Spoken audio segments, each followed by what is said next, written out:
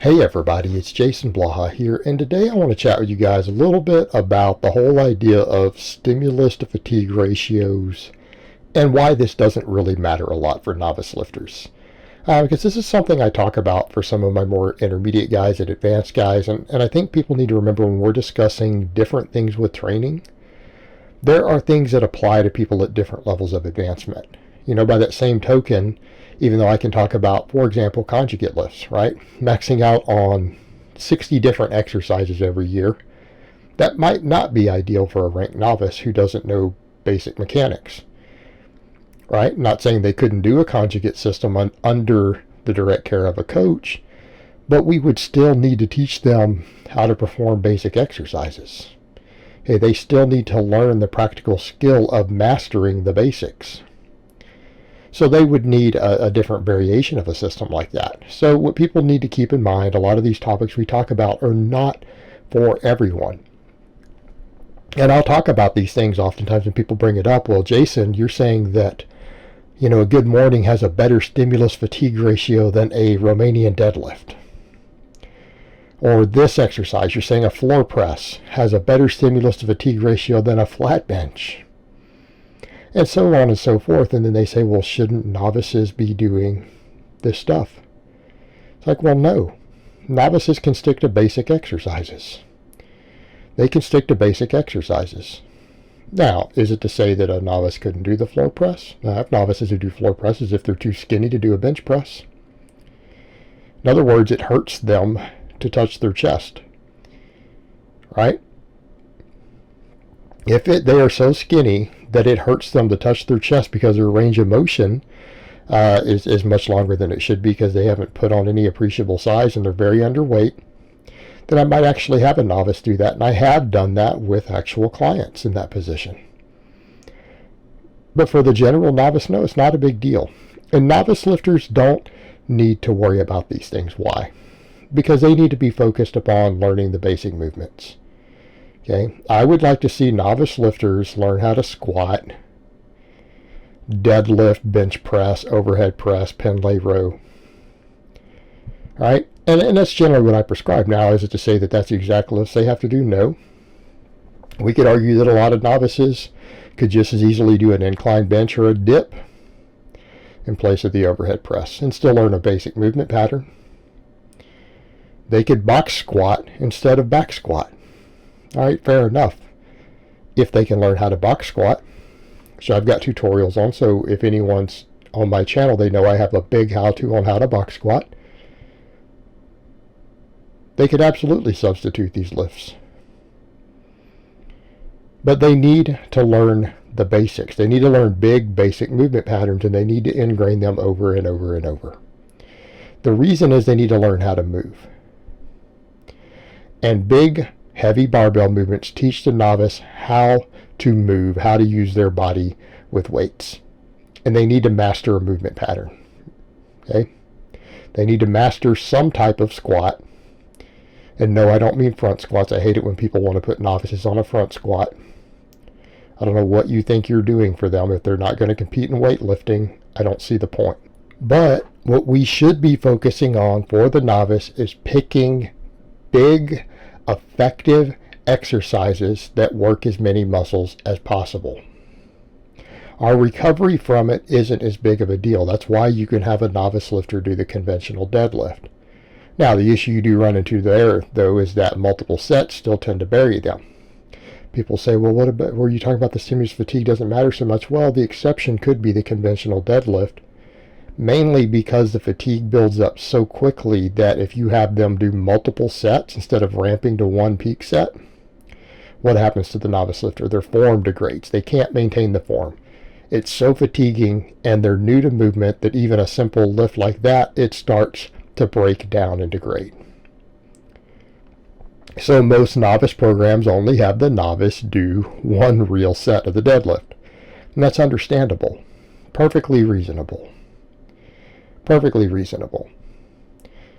We could argue that the sumo might be different, but even then, I don't know that it is. I don't know that it is in that regard. It's mainly because just pulling a heavy weight off the floor, a really heavy weight, heavy being relative, probably not ideal for a significant number of sets for the novice, mainly because form tends to break down on these movements very quickly as they get fatigued. But outside of things like that, we should be looking at using as much muscle as possible. Taking several movements and having them learn these movements, get progressively stronger on them, and activate as much muscle as possible. And we could argue about which of these movements are best. Right? We could argue about it. And people do argue about it. But the point is, what are we trying to do? We're trying to get them generally big and generally strong. We're trying to teach them how to move a weight and become proficient at some basic exercises. Because if you can learn a proficiency at some basic movements and you can obtain body awareness, it can carry over to other things. That's why you see guys like me who we max out on new lifts all the time. I'm always doing different variations, and we max out and maintain form because I've learned to proficiently execute a wide variety of movements. The novice doesn't have that ability. So they need to spend some time taking about 5 or 6 exercises and mastering them. Mastering those movements. And mastering them while getting progressively stronger on them. And if we pick big exercises, they will gain muscle. And they will gain muscle at quite a significant rate. It will be very, very quick.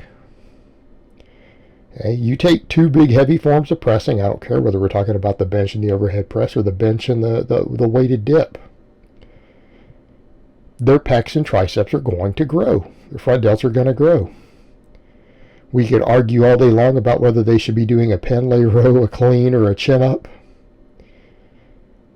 But the upper back pulling and mid back pulling in general, you're going to see their lats, their back, their biceps, their forearms, all these things are going to grow as they progress on this, and it's going to happen pretty quickly. Same thing. I don't care whether it's the back squat or the box squat.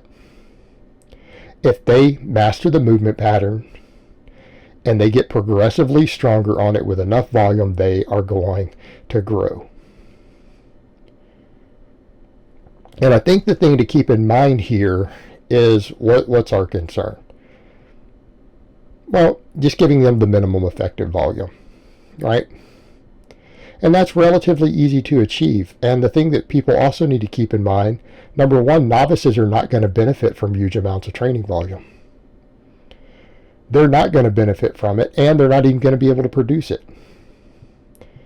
So we're not worried about overtraining. Why? Novices aren't strong enough to overtrain. They're strong enough to get overuse injuries. Right, we're more likely to see them develop a elbow problem or a shoulder problem or a knee problem due to overuse than we are for them to actually overtrain. Novices just aren't strong enough to overtrain. When your max squat is 150 pounds, you probably can't do enough leg volume to put your entire system into a state of overtraining.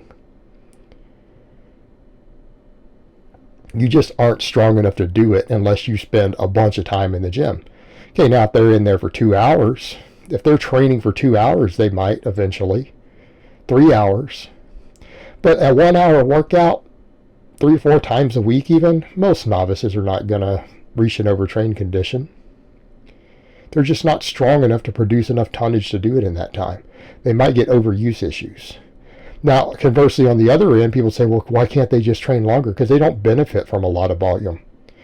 The minimum effective volume to make a novice grow is really, really low. 3 sets of heavy squats done every workout. 3 sets of heavy bench, 4 sets of heavy bench. For a novice, will make them grow pretty much maximally. It'll make them grow maximally. In fact, most studies that have looked at adding single joint exercises to the novices program don't even show extra growth. In other words, the untrained lifter who bench presses, and I've seen the studies that looked at this to where an untrained lifter who did bench presses multiple sets to failure and multiple sets of pull downs to failure, when compared to groups that did those and added curls and tricep extensions, their arms didn't grow at a different rate between the 2 groups. Because the minimum effective volume and the maximum effective volume, so the minimum amount you need to grow. The maximum is the maximum amount that will produce any extra growth. They're both very, very low for the novice lifter. They just don't need that much work to grow, and throwing a bunch of extra work at them doesn't seem to produce any real benefit. If it does, it's almost too small to measure. So our concerns aren't stimulus to fatigue. We're not trying to maximize volume and minimize fatigue. We're just trying to make everything grow. We're just trying to get enough training load to make them proficient at movement, to get bigger, get stronger quickly. And it's far more simple than for the more advanced lifter. Alright guys, well that's really all I have to say on that today. I hope it's been informative, and I will talk to you guys next time.